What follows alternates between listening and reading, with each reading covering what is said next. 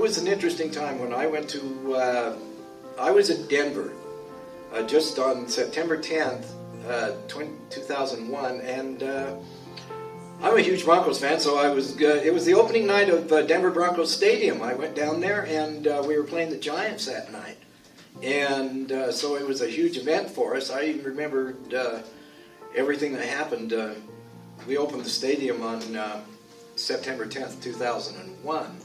And so, you know, we won the Giants, which was good. I remember that was when Ed McCaffrey actually got hurt that night on a season-ending injury.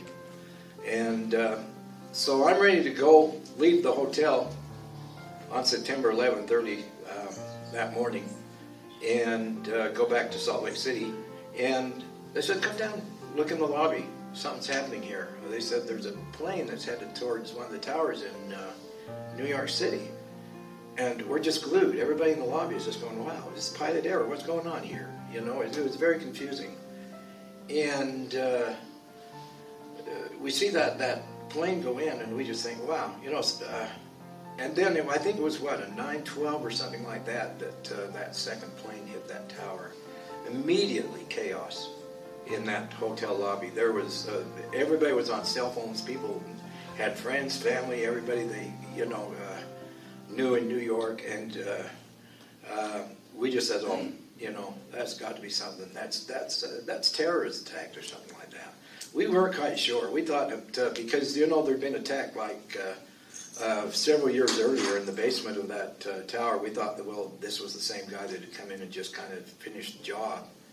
And so, you know, Denver immediately turned. Now, Denver does have a World Trade Center, but it's really not on the same level as the one in New York City. I mean, it's just an operating facility. It's just a business facility. So I don't think it had any kind of particular attraction towards what was happening at the time.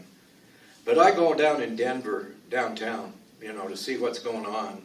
And it really hadn't hit people. I mean, it was kind of business as usual for a while.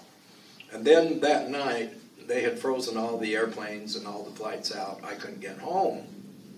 So I was stuck a little bit longer, I think at least 2 or 3 days longer in Denver.